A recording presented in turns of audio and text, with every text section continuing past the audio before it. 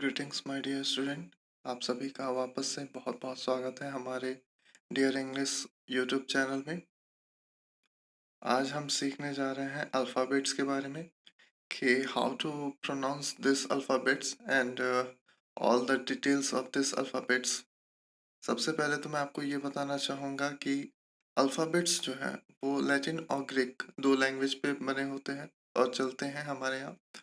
Alphabets जो है वो अल्फ़ा और बीटा से मिला के बनाया गया है अल्फ़ाबेट्स, जो कि दोनों ग्रीक वर्ड होते हैं। ठीक है, ग्रीक में ए और बी को अल्फ़ा और बीटा कहते हैं, जिसमें यहाँ पे कंबाइन करके अल्फ़ाबेट्स कहा गया है। ठीक है, अभी हम लैटिन का ज़्यादा यूज़ करते हैं, ए टू जेड पूरा। And this is the first stage of English grammar. ठीक है, यहाँ पे एक एक वर्ड का प्रोनाउंसिएशन आपको मिल जाएगा कि कैसे उसको प्रोनाउंस करना है और क्या वर्ड्स हैं। ठीक है, सबसे पहले आता है A, B, C, D, E, F, जी,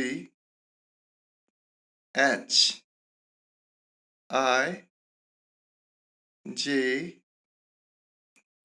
के, एल,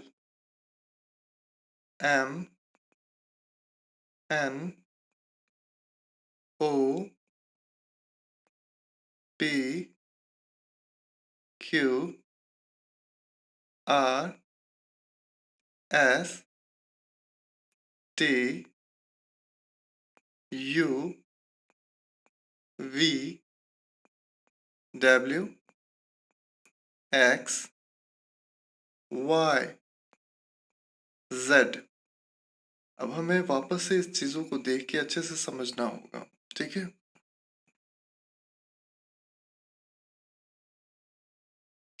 हमें समझना क्या है यहाँ पे कि जरूरी नहीं है कि जो वर्ड्स जैसे होते हैं वैसे ही प्रोनाउंस भी किया जाए। ठीक है, हमें इस चीज का बहुत खासकर ध्यान देना होगा। सबसे पहले देखिए, ए, मैंने जो लिखा है वो हिंदी में भी और इंग्लिश में भी लिखा है ताकि आपको समझने में काफी इजी हो, और हमें क्या बोलना है उसके आधार पे मैंने यहाँ पे लिखा हुआ है। जैसे यहाँ पे देख सकते हैं आप कि लिखा हुआ है ये बी, यानी यहाँ पे ई का साउंड ज्यादा आता है। जैसे वॉवेल और कॉन्सोनेंट दो चीजें इसमें आती हैं आपकी, और एक तीसरी चीज आती है सेमी वॉवेल और सेमी कॉन्सोनेंट। हम यहाँ पे ध्यान देंगे बी पे, तो बी में सबसे ज्यादा साउंड किसका आ रहा है, आपको दिखाई दे रहा होगा कि ई का, और ई एक आपका वॉवेल है।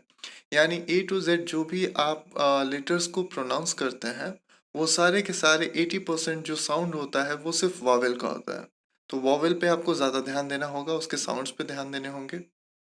ठीक है, तो हम यहाँ पे देखेंगे कि बी में डबल ई आएगा बोलते वक्त, यानी हमें थोड़ा सा प्रेशराइज करना, एम्फेसाइज करना उसे। फिर आता है सी, डी, ई, इसमें आपको दिखेगा कि ट्रिपल ई है। मतलब हमें बोलते समय ये लगना चाहिए कि हम ई प्रोनाउंस कर रहे हैं। अच्छा, ई के बारे में हम और क्या जान सकते हैं कि जब ये सिंगल एक लेटर होता है तो हम ई कहते हैं, बट ये मैक्सिमम टाइम जब किसी वर्ड से मिल जाता है, किसी और लेटर से मिल जाता है, तो हम इसको ए के जैसे प्रोड्यूस करते हैं इस साउंड को। जैसे एलिफेंट होता है ना कि इलिफेंट, आप इलेक्ट्रिसिटी कहते हैं ना कि इलेक्ट्रिसिटी कहते हैं। ऐसे ही बहुत सारे वर्ड्स हैं जो कि आप ए से प्रोनाउंस करते हैं, ई से होने के बावजूद। फिर आता है आपका एफ, जी, एच।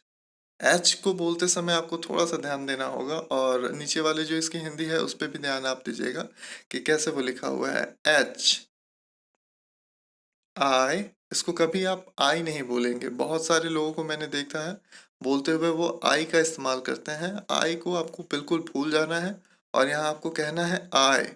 जैसे आई M, J, K, L, M, N, O, P, Q, are.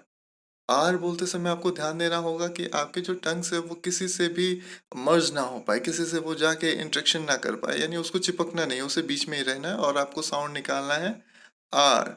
ठीक है, S, T, U, V. V के समय पे हमें ध्यान देना होगा कि कई लोग इसको भी बोल देते हैं, तो वो भी का ना कह के वी का इस्तेमाल करें। V, W, X, Y, Z. ये हमारे प्रोनाउंसिएशन है ए टू जेड के। एक बार आप इसे रिपीट करें, पीछे पीछे हमारी साउंड जा रही है उसके पीछे पीछे आप रिपीट करें, और प्रैक्टिस करने से आपको ज़्यादा इसमें बेनिफिट होगा। Thanks for watching and please like share and subscribe our channel. Dare English की तरफ से आप सभी को बहुत बहुत शुक्रिया।